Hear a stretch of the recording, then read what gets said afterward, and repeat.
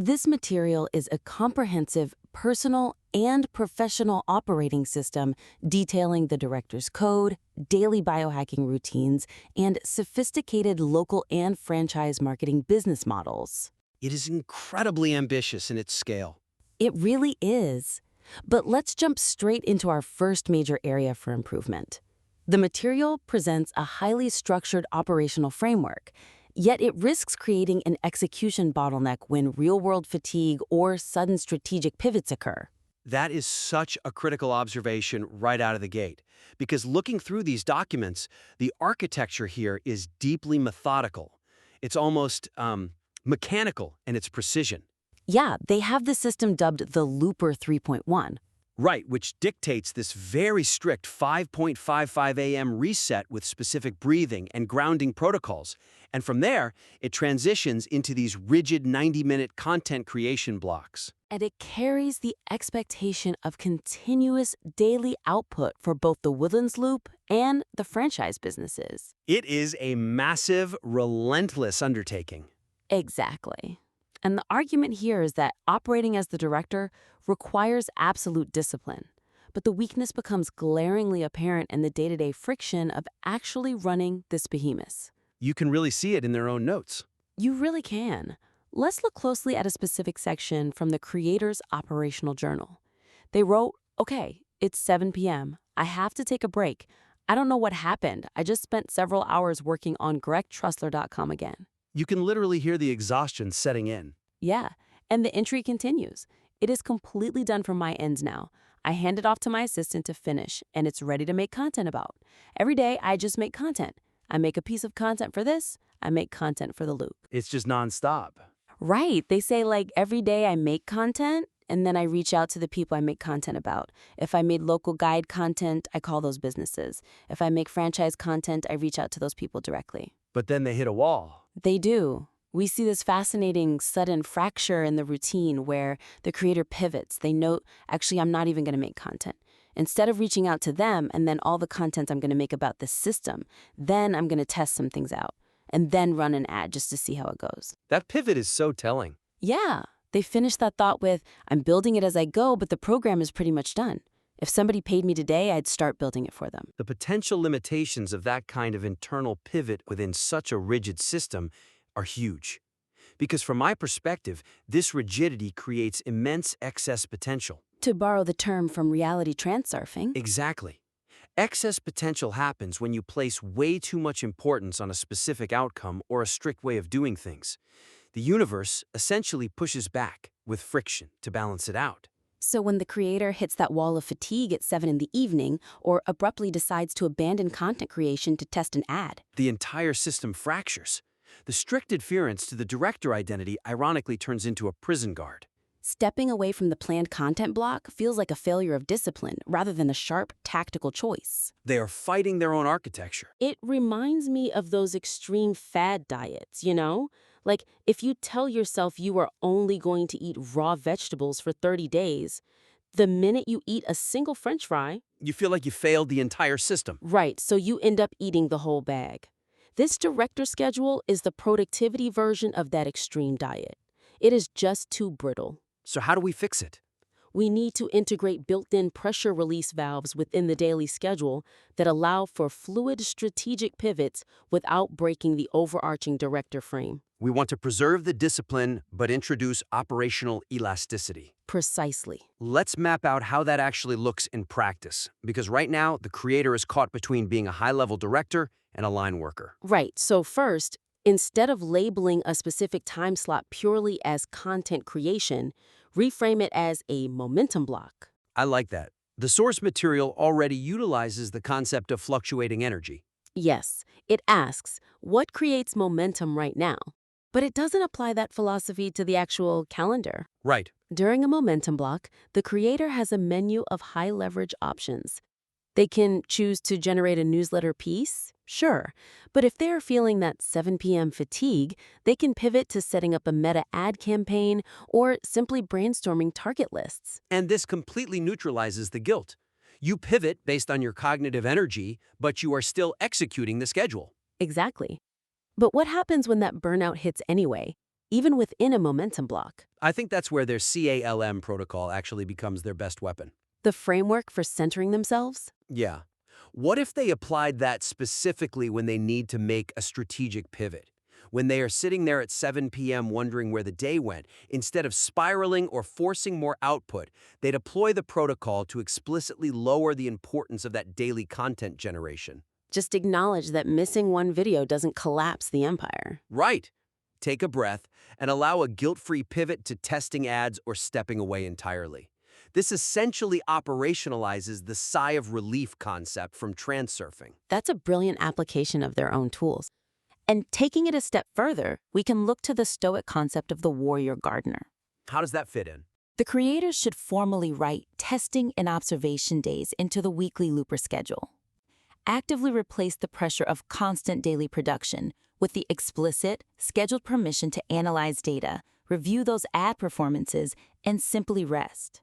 It ensures the system bends without snapping. It legitimizes the rest. It makes resting a strategic move rather than a moment of weakness. Exactly. So a key theme running through this material seems to be the careful balancing of opposing forces. That leads us perfectly into our next focus: the ambitious integration of surrender-oriented philosophies with high-control tactical persuasion currently leans too heavily into active manipulation, creating the exact friction it aims to avoid. This is perhaps the most fascinating layer of the entire operating system. It really is. The creator is attempting a highly complex intellectual synthesis. On one hand, they are deeply studying reality transurfing, which is all about profound detachment, lowering importance, and letting outer intention do the heavy lifting. But on the other hand, they are utilizing the hyper-aggressive microscopic control tactics of behavior ops, Chase Hughes profiling systems, and the 48 laws of power. It is a massive contradiction.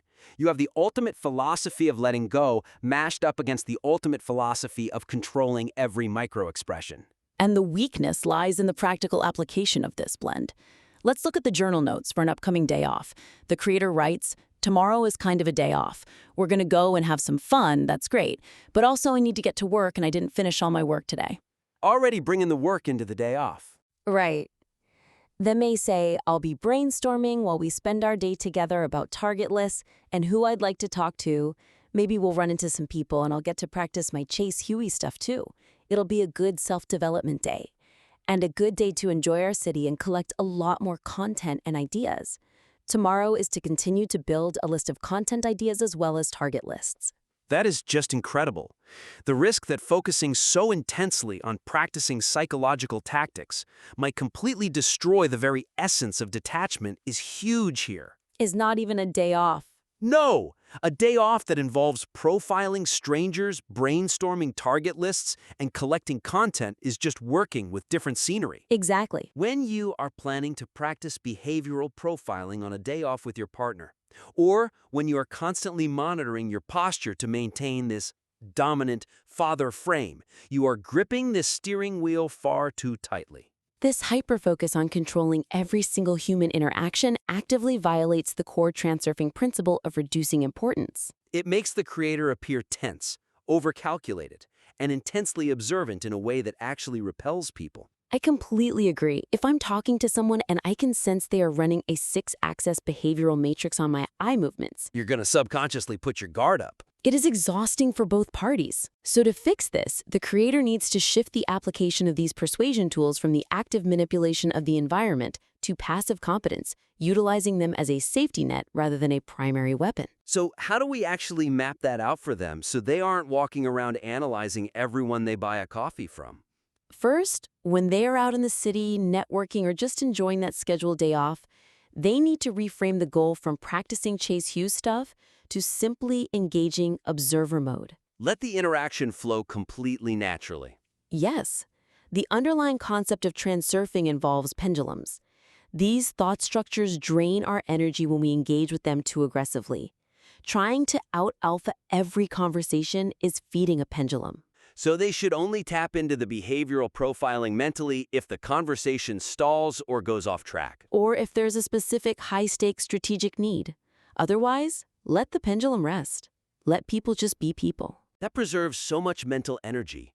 And building on that point, What if we looked at the father frame from a totally different perspective? Go on.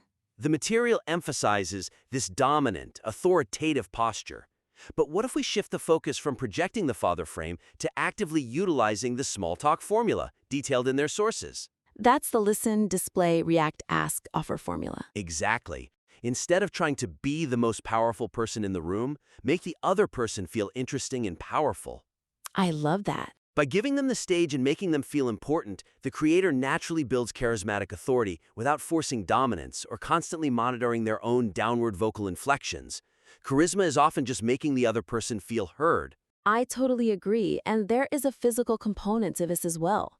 The creator mentions the director's totem, a gold chain they wear to anchor this high-level identity. But right now, it feels like a heavy burden. It does. They should treat the director's totem not as a prompt to maintain a lucid, hyper-controlled analytical state at all times, but as a physical anchor for the sigh of relief. Oh, that's a great reframe. When the creator touches that chain, it shouldn't be a command to x-ray the room. It should be a reminder that the target slide is already set, the reality is already chosen, and outer intention is handling the mechanics. The chain becomes a symbol of trust in the overarching system rather than a trigger to micromanage the immediate environment. Exactly.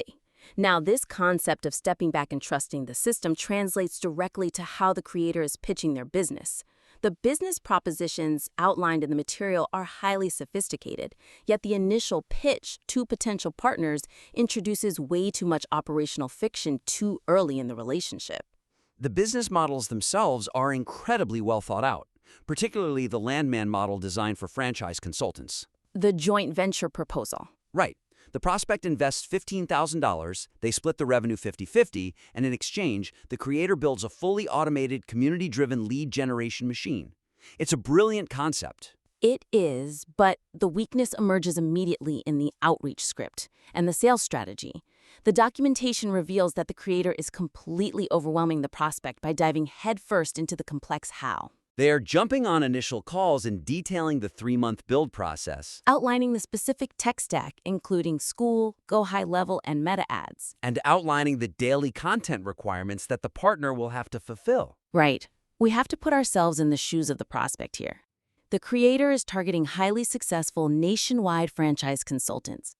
These are people who are already maxed out on time. And by immediately presenting them with a complicated operational roadmap and a laundry list of software tools they've never heard of, it creates a massive wall of psychological resistance. The prospect is forced to evaluate the heavy lifting of the mechanics. They are looking at the dirt, the drill bits, and the sweat required to dig the oil well, rather than focusing on the actual desired outcome, which is the closed deals and the oil produced. It's the classic trap of selling the airplane's engine instead of the vacation destination. If you tell me how a jet turbine works before I've even decided if I want to go to Hawaii, I'm just going to be stressed out about air pressure. Exactly. So the suggestion here is to dramatically streamline the initial pitch by focusing purely on the target slide, the end result.